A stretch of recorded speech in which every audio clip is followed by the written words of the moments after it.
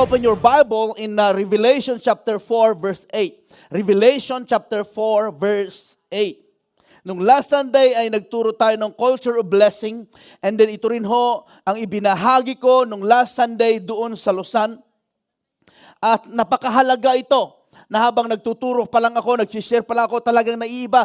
Kitang-kita mo sa mukha, sa figura ng tao na kailangan niyan uhaw sa appreciation, uhaw sa culture of blessing, uhaw sa pagpapala, uhaw sa pananalita na magaganda. Amen? Kaya huwag nating ipagkait. Ayan din ho kasi ho ang ginawa ng ating Diyos nung nilikha niya ang tao. Ang ating topic ngayon, ating pag-aaralan is worship a sound of heaven. Worship a sound of heaven. Say it one more time. 1, 2, 3, go. Kapag nakarinig kayo ng ganitong sound, bibu, bibu, bibu. Ambulansya. Okay? Kapag nakarinig kayo ng fireworks. Kapag nakarinig kayo ng ganito, masyado naman kayo. Sabi niyo ba, yung katabi ko. Huwag naman ganun. Ibig sabihin, bawat sound, bawat tunog na maririnig mo, mayroong halaga at mayroong kalakip nito na mensahe. Mayroong gustong ihatid. Mayroong itong gustong ihatid sa sino mang makarinig. Mahirap na nakakarinig ka ng isang sound, minsan na hindi mo ma-determine. Hindi mo malaman, hindi mo mawari kung anong klaseng sound yon. Pero ito ho, isa ho na ang pagsamba ay isa ho itong naririnig o isang tunog ng langit na dapat maranasan at maging familiar at dapat i-practice ng bawat Kristiyano, bawat mananampalataya sa ating kapanahunan. Worship a sound of heaven. Marami ho. Ang langit, sinasabi niya, the voice of the Lord is like, okay, ang langit, naririnig doon like a rushing wind, waterfalls, ang langit parang ang boses ng Diyos, lightning and thunder. So ang langit ay punong-puno ng ingay. Hindi ingay na nakakabingi, kundi ingay na nakaka-lift, nakaka-encourage, nagbibigay ito ng satisfaction mula sa Diyos. Madidetermine mo kung anong sound na nakakabingi, nakakapanghina, at ang sound na nakaka-lift ng spirit. Ang worship sa Biblia ay napakahalaga. Sinabi ko na ang worship, pag sinabing worship, inaalay lamang ho ang pagsamba sa tao, sa sino man na kung saan mas mataas sa kanya. Ang worship inaalay sa sino man na mas mataas sa iyo. Ang Diyos ay yan ang hindi niya kayang gawin dahil wala nang tataas sa kanya. Amen? So sabi niya, the 4 living creatures, each having 6 wings, were full of eyes around and within, and they do not rest day or night. Sabi niya, anong sinasabi nila? Anong inaawit? Holy, holy, holy Lord God Almighty, who was and is to come. Sabi rin ho niya sa Matthew chapter 6 verse 10, the Lord's Prayer, sabi niya, thy kingdom come, thy will be done on earth as it is in heaven. So yung nangyayari sa langit ng punong-puno ng pagsamba na 24 hours na umaawit sila ng Holy, Holy is the Lord God Almighty, at yung prayer din ho, the Lord's Prayer, kung anong nangyayari dyan sa langit ay mangyari din dito sa lupa. Handa ba kayong sumamba sa Panginoon ngayong hapon na ito? Amen. Hindi po pwede na ang worship ay panglangit lang. Ang worship ay para ho sa mga Kristiyano, para sa church, para sa mga anak ng Diyos na itinataas ang ating Diyos na dakila. Sabihin mo sa katabi mo, handa ka na bang mag-worship? Napakahalaga na mapag-aralan natin ito, makita natin ito sa biyaya at grasya ng Lord. Pero sabi nga diyan, sa verse na yan, sabi niya, and they do not rest day or night. Pero sabi niya ho sa Revelation 4 or 22, Sa Revelation 22,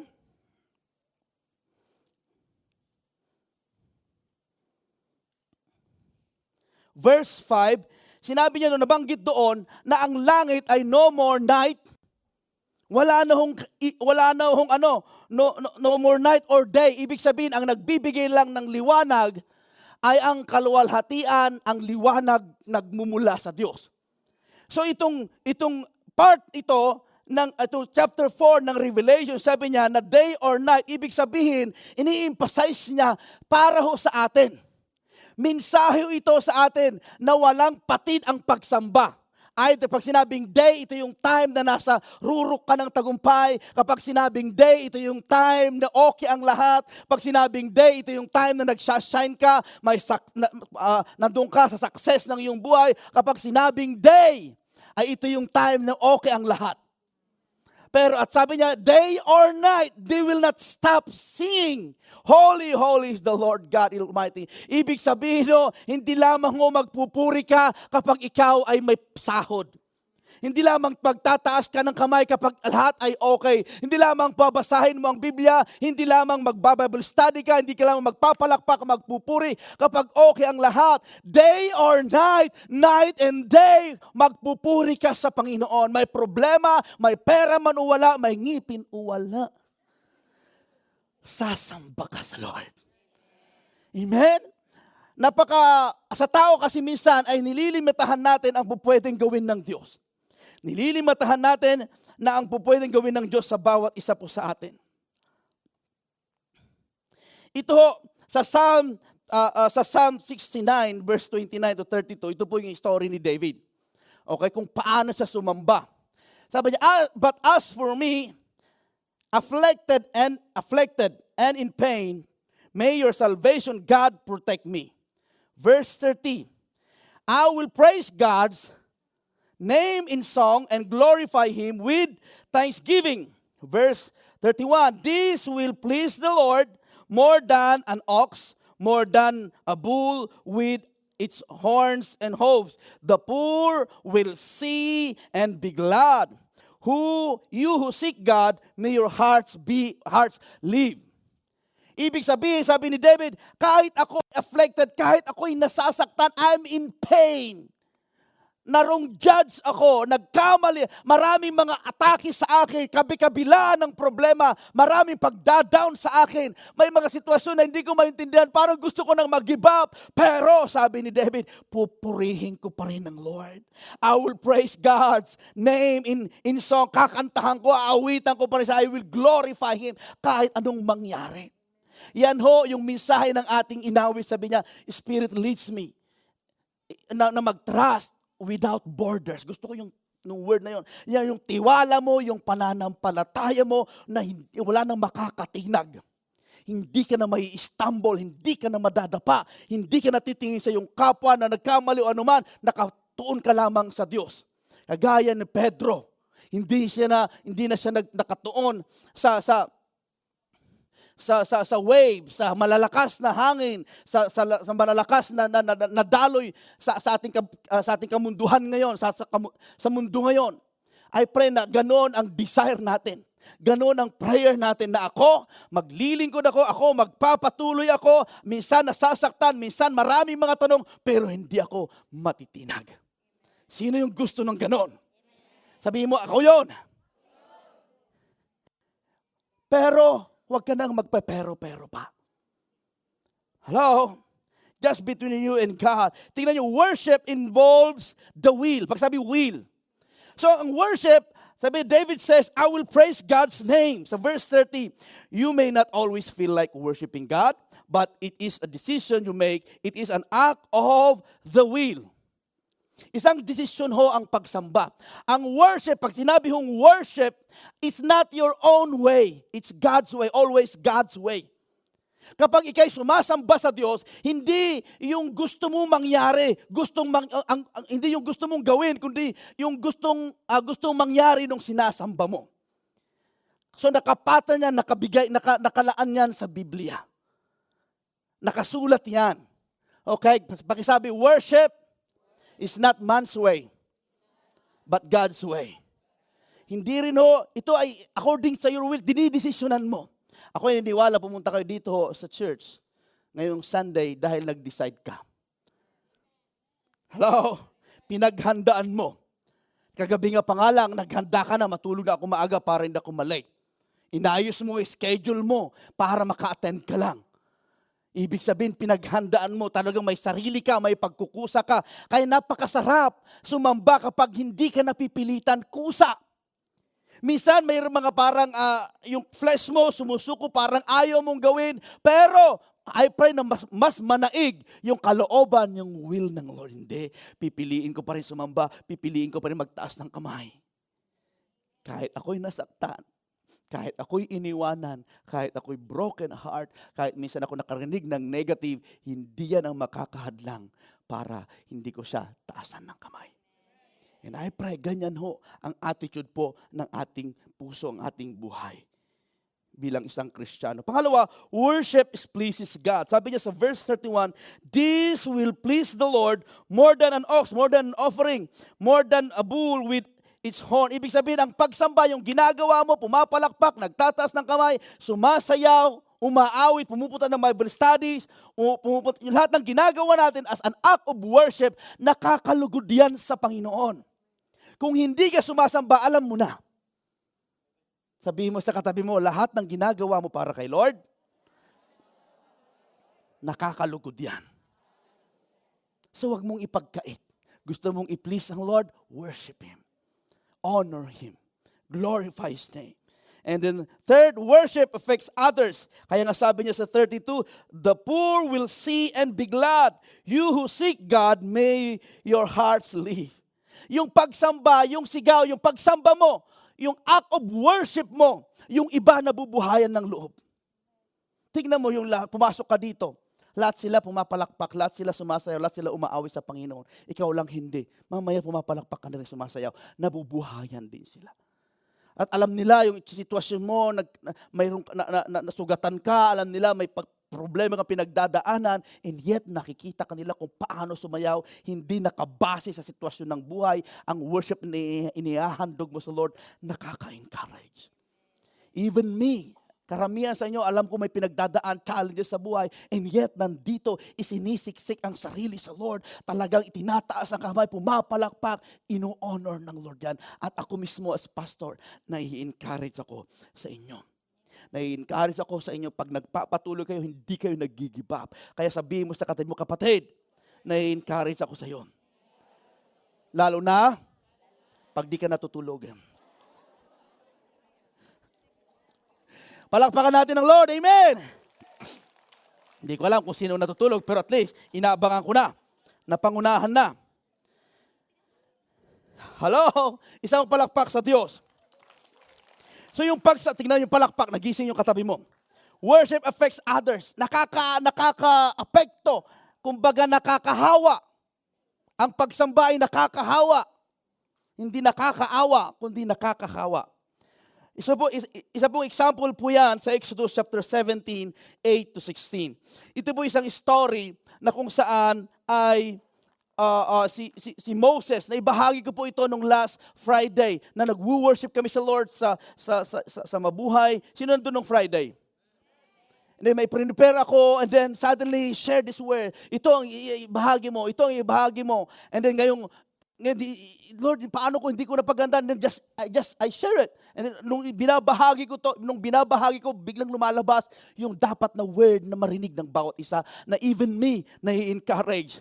Ito ho, si Moses. Pagkasabi Moises, hindi si brother Moises. Okay? Na M3.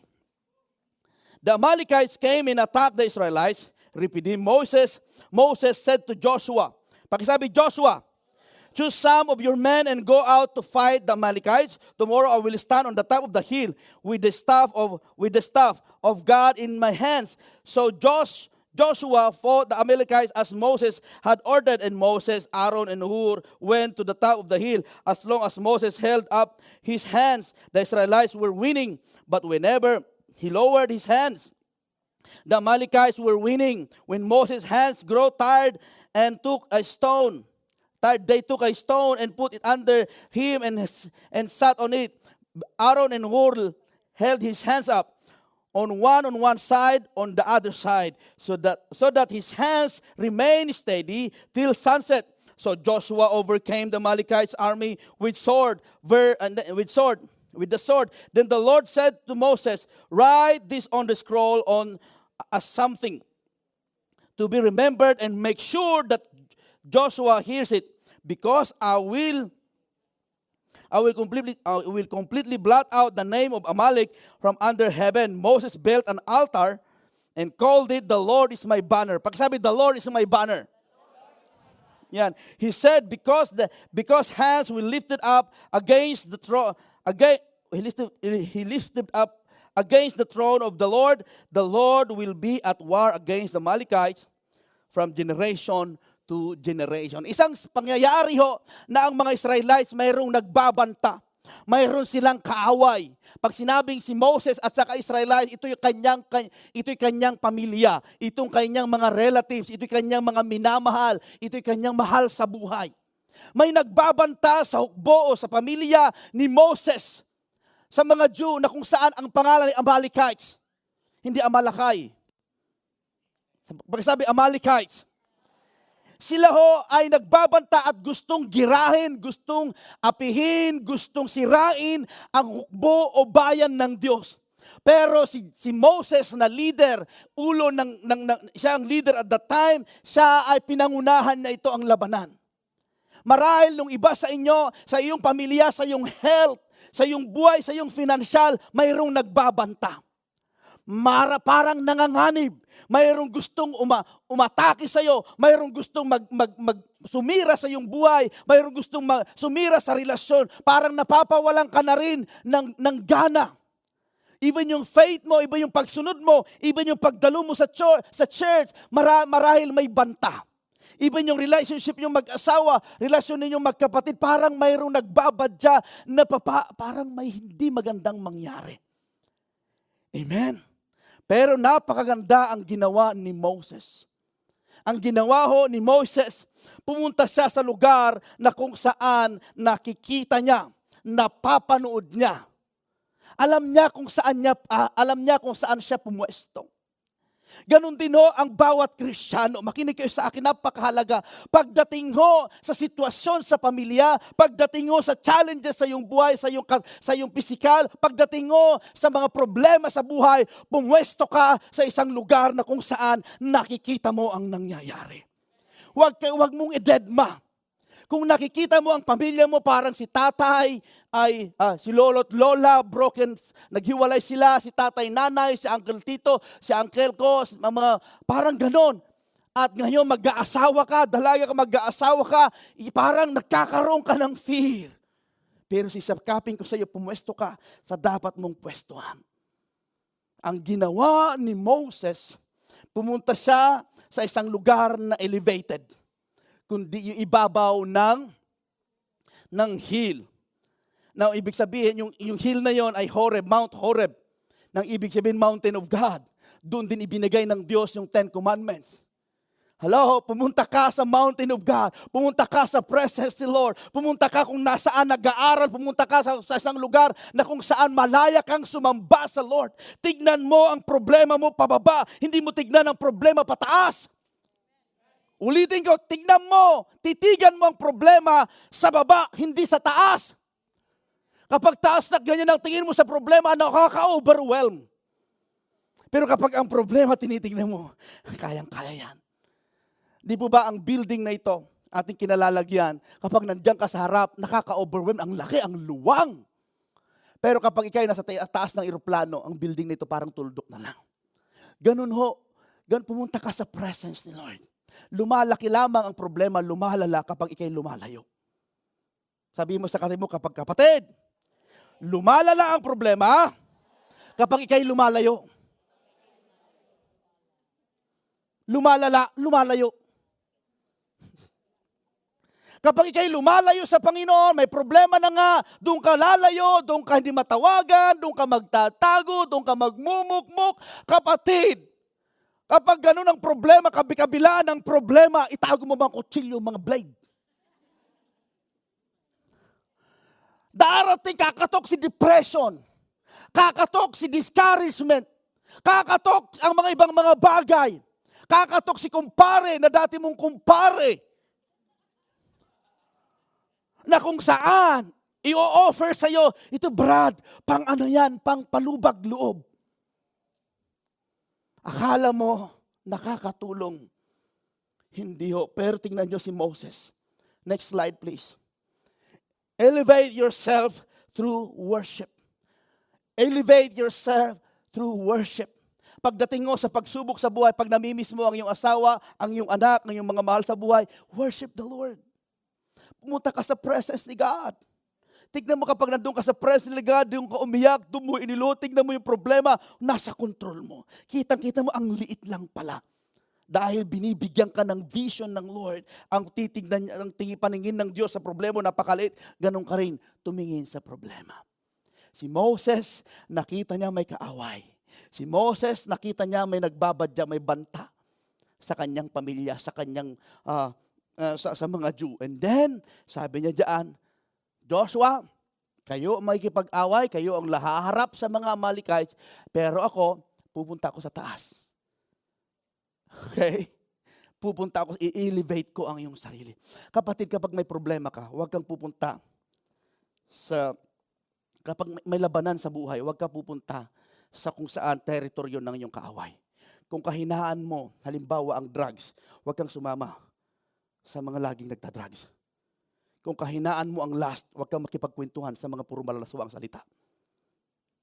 Ganun ang ginawa ni Moses. Hindi niya hinarap, kundi pumunta siya. Huwag kang pupunta sa level. Amen? Pumunta ka, si Moses, sigurista talaga, sigurista. May labanan, punta ako sa Diyos. Kasi ayaw niya na yung labanan na yon matalo sila. Kasi once na natalo sila, mapapahiya ang buong sambahayan, ang buong lahi ng Israelites. Ako'y naniniwala na bawat isa sa inyo, ayaw nyo rin na paglaruan ng iba't ibang klaseng bisyo ang iyong anak, ang iyong apo, ang iyong asawa. Ayaw nyo rin na mapapariwara si bunso. Ayaw nyo na mapapariwara si ate, si kuya. Ayaw mo rin na si tatay, si nanay ay nakaratay sa banig ng karamdaman. Kapag gano'n ang sitwasyon, elevate mo yung sarili. Sabi mo sa katabi mo, elevate! Ang ginagawa ng tao, minsan kagaya ng sinabi ni Brother Joseph, ginagawa niyang sariling lakas. Pinupuntahan. Hinaharap na walang, talaga nung nalaman niya, kapatid, nasabi ng doktor, balik ka dito ha, kasi yung check-up mo ay yung result ng check-up mo, doon mo malalaman. Wala pang sinasabi ng doktor. Ngayon, inunahan mo ang doktor, nag-research ka. Naglalagas ang buhok. Sabi doon, cause na paglalagas ng buhok ay cancer, brain tumor, blah, blah, blah, blah, blah, blah. Hindi pa sinasabi ng doktor, kaya mo lang pumunta, may cancer na ako. That's your own way. May isang nga tumatawag na, anak, magbakabayad kayo si nanay. Ganito. Inunahan mo na. Nung pumunta ka sa doktor, mali lang gamit mo ng shampoo. Even sometimes, Kristiyano na iisa ng fake news. Hello? Nakita mo sa Facebook, minsan ng technology, nakita mo sa Facebook, ba't ganito, ganyan? Talaga nandyan na. Huwag kang pumunta doon kahit napaka-negative, kahit napaka-worst ang nakikita mo, pero tumingin ka pa rin sa Diyos. I-elevate mo ang iyong sarili. Sabihin mo sa katabi mo, kapatid, pagdating sa labanan sa buhay, maging sigurista ka.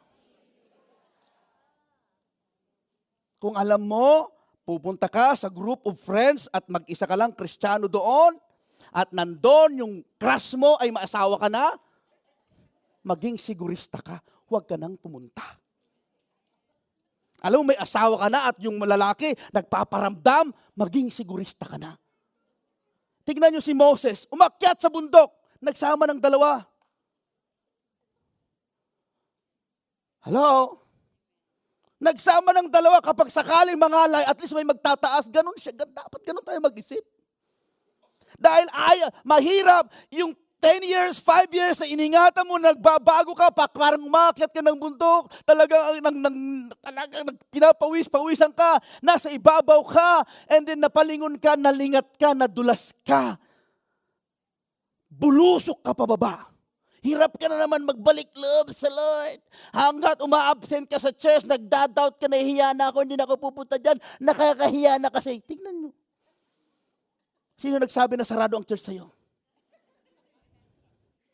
Sarado ang church kapag Monday, siyempre wala. Sa mabuhay, pakakainin ka ng halo-halo doon. Hello? Yung iniingat-ingatan mo na 5 years, 2 years, kaya mag-ingat ka, maging sigurista ka, lalo na kapag dating sa spiritual na buhay. Tatawagan ka ni ate, ni kuya, ni leader, ni pastor. Pastor, nahihiya na ako. Sino nagsabi? Nahiya ka. Ganyan na ganyan din ang sinabi ni Adan at saka ni Eva nung nagkasala sila. Kasi hindi na ako kasi ako nakaka-attend ng church kaya nahihiya ako. Come on, baka hindi lang yun. Kaya ka nahihiya. Si Adam and Eve nagtatago dahil mayroong ginawang kahindik-hindik, karumal-dumal, karim-rimarim. Sabi ng Diyos, asan kayo? Sabi ng Diyos, nagtago kami dahil hubad kami. Sabi ng Diyos, sino sabing hubad kayo? Hello? Minsan tayo gumagawa ng sarili nating bulto. Sabi ng proverb, ang may kasalanan ay tumatakbo kahit walang humahabol. Defensive. Kumusta ka kapatid? Ay, pastor, wala akong ginagawa dyan ha. Kinukumusta lang naman kita. Sabi mo sa katabi mo, kapatid, minsan napaghahalata ka. Sabi ni Mrs., sabi ni Mr., tinawagan ni Miss, Darlene, saan ka galing kanina? Ay, hindi ako pumunta sa sabungan ha. Tinatanong mo lang kung saan ka galing. Ba't sabungan? Defensive. Hello? Walang makatingin sa akin. Si Moses, sigurista siya. Baka sakaling mangalay siya, merong Aaron at Hur. Marami pong mga available na Aaron at Hur sa iyong buhay. Mahal mo sa buhay yung mga close sa iyo. Marahil yung katabi mo. Sila yung pwede mong sandalan para itaas ka. Kasi kapag ikay nag-give up, kapag si Moses, pag mababasa natin yung story, pag si Moses bumababa ang kanyang kamay, nananalo ang mga Amalekites. Kapag ikay tumitigil sa pagsamba o mag-worship sa Lord, lumalayo ka sa Panginoon, ang iyong sambahayan din ay parang napapariwara. Pero kaya nagpapatuloy, tuloy lang. Pag sabi sa kanila mo, tuloy! Yung iba, di pa makapagsalita. Tuloy! Pag sabi, tuloy! sabi niya, tulog!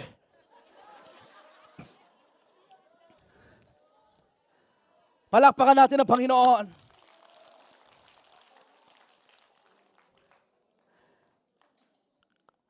Pakiusap ko, GCC family. Kapag may problema sa buhay, parang tagilid ka, parang nangihina ka, elevate. Pumunta ka sa lugar na nakaka-lift, nakaka-encourage. Huwag kang pumunta sa lugar sa patay-sindi. Huwag mong tawagan si kumparing McDaniel. Ano yan? Ha? Chuck Daniels. McDaniel. McDonald's na lang, McDonald's. Jack Daniels. Huwag mong tawagan yung mga alam mong hindi nakakatulong. Tawagan mo na lang si leader, tawagan mo lang si brother, si Moses. Halika, umakyat tayo sa bundok. Kasamahan ninyo ako. Kapag ako'y nanghina, at least may sasalo. Sigurista siya. Kapag alam mo, invited ka sa birthday at alam mo, tagilid ka, ikaw lang, Kristiyano doon, isama mo si pastor. Pumunta si pastor doon, hindi para umatin ng birthday, para bantayan ka lang. Tignan mo, natapos ang birthday, hindi ka uminom. Kasama mo si pastor. Ganon nangyari, sinama si Hur at saka si Aaron. Hello. May kaibigan ba ako dito? Hello.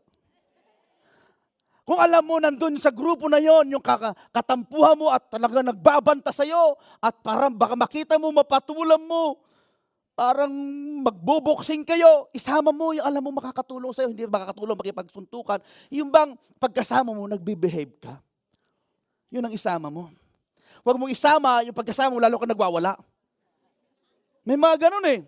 Isamahan mo ako sa ganito, para lalong nagwala. Silang dalawa, pareho. Siguraduhin mo, isama mo, yung taong kasama mo, babait ka.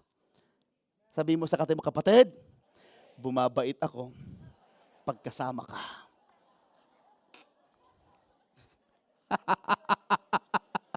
Hallelujah! Di ba? Isama mo si Kuya Henry. Isama mo, Ilocano. Isama mo ang yung leader, isama mo yung alam mong pwedeng sabihan ka. Kapag lumalampas na ang bibig mo, tignan mo. May mga taong ginagamit ng Lord na Aaron at Hur sa iyo. Na kapag ikay nangalay, kapag ikaw tumatagilit sa decision making mo, kapag ikay lalayo na, may mga taong itataas ang iyong kamay. At magtatagumpay ka. Kahit ho isinama ni Moses si Aaron at sa Hur, kung si Moses makasarili, wag niyo tutulungan kahit kayo mangalay. May mga ganung tao eh. Wag niyo pakikialaman kayo mangalay. Hirap na. Matatalo na, napapariwara ng pamilya, napapariwara ng relasyon, ng may relasyon, ang ganda ng buhay dati, napapariwara. Huwag mo tutulungan, kaya ko to. Ayaw paano ng advice. Kaya ko to, kayang tuloy. Natalo. Minsan kailangan mo rin ng tulong ng iyong kapwa. Hello? God has entrusted us a battle to be won. Ang Diyos pinagkatiwalaan si Moses ng isang labanan, na ang labanan na yon para ipanalo. Bawat isa sa atin mayroong pinagkatiwala ng Diyos na labanan, spiritually, labanan, challenge sa buhay, at ang labanan mo yan, kapatid, challenge mo, struggle mo sa buhay, ay nakadesign para pagtagumpayan mo, hindi para ikabagsak mo. Ano ang susi? Napakabilis makipagdigma, no? Grabe, Lord, grabe. Ang kaaway, ahukbo ng sandatahan. Tapos, si Moses nagtaas lang ng kamay. Pag nakataas ang kamay, nananalo ang Israelites. Pag nakababa, talo. Ang labanan na yon, isinama ng Diyos si Moses para pagtagumpayan yon. Pero ang kalawalhatian, ang tagumpay na yon, hindi galing kay Moses, galing sa Diyos. Para yung elephant, tatawid ng tulay, tapos yung daga, nakiangkas sa ibabaw ng elephant. Nung tumawid yung elephant, na-shake yung tulay, pagkatawid nila, sabi nung daga, galing natin, bigat natin, no? Nayanig yung tulay. Piling niya kasama siya sa pagyanig ng tulay. Huwag tayong ganun. Kapag ginagamit ka ng Lord mightily, mighty and woman of God, ginagamit ka, huwag mong, ang galing ko, no? Akala mo lang magkagara yung daga. Nakikiangkas lang sa sibabaw ng elephant, tumawid sa tulay, na-shake yung tulay. Pagkatawid, bigat natin, no? Huwag mong ariin ang kalulatian. Just bring the glory, ibigay ang kalulatian sa Panginoon. Mayroong labanan si Moses, nakita niyo yung labanan. Ang labanan na yon ay kontrolado nasa ibinigay ng Diyos yung labanan na yon sa kanyang kamay. Either ipanalo mo ito o hayaan mong matalo. Kaya si Moses, gusto niyang matalo, nagsama, sigurista kasi. Ayaw niyang isugal ang kanyang anak. Ayaw niyang isugal ang future ng kanyang sambayan. Gusto niya sa bawat labanan ng kanyang buhay, laging panalo. Yun ang gusto natin, di po ba? Tumayo po tayo lahat. And then last, choose someone to help. Pumili ka ng mga tao makakatulong. Surround yourself ng mga tao na kung saan pwedeng magtaas ng iyong kamay. Sa totoo lang, nakakapanghin. Sa totoo lang, kahit gaano kakalakas, kabata, minsan nanghihina ka rin. Pero ang susi niyan, magsama ka. Hirap ka lalo itong 24/7 na prayer natin. Hirap ka mag-pray na mag-isa. Tawagan mo si leader, tawagan mo yung kapatid, sabay tayo mag-pray. Tingnan mo yung 15 minutes na prayer mo, nagiging 30 minutes. Yung 5 minutes, nagiging 10 minutes. Why? May kasama ka.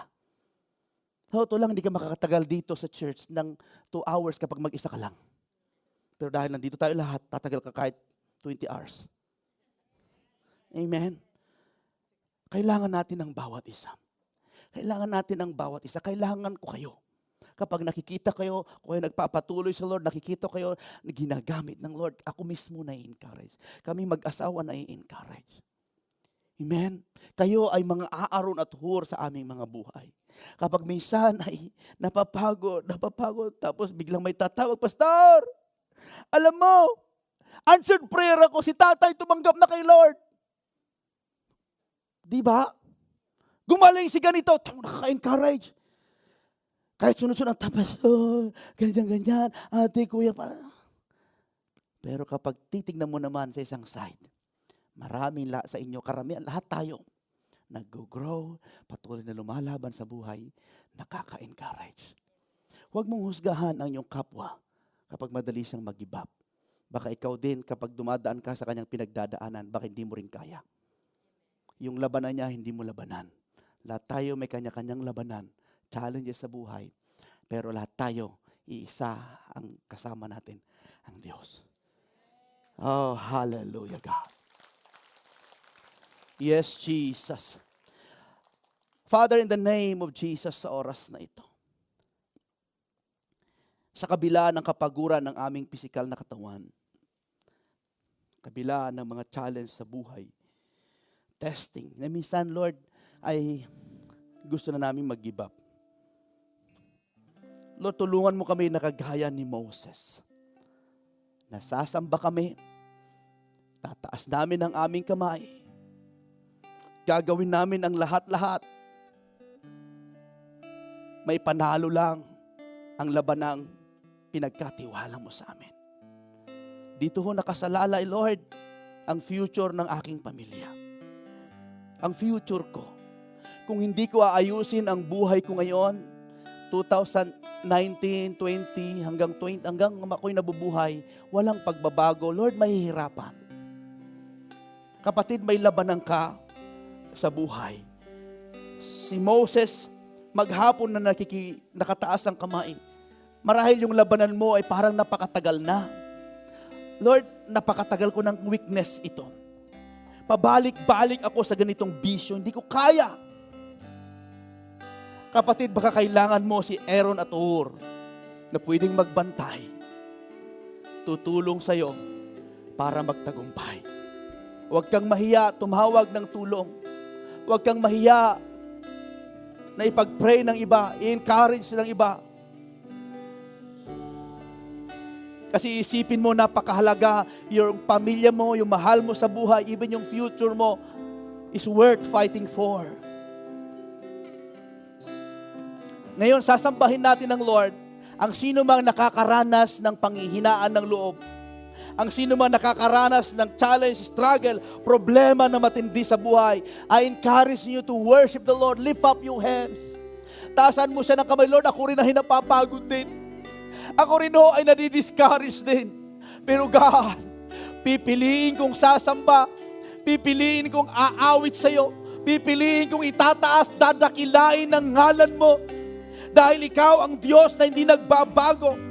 Tatagal man ang labanang ito, Panginoon, pero sigurado ito, mananalo ako sa tulong mo. At pwede ka rin mag-pray, Lord, bigyan mo ako ng Aaron at Hur na pwedeng makaunawa sa aking sitwasyon, na yung nakikita ko, nakikita rin nila. Ako naniniwala si Moses, si Aaron at Hur, kung ano yung nakikita ni Moses na labanan ng Israel at Amalekite, nakikita rin ng dalawa at concerned din sila. Oh God.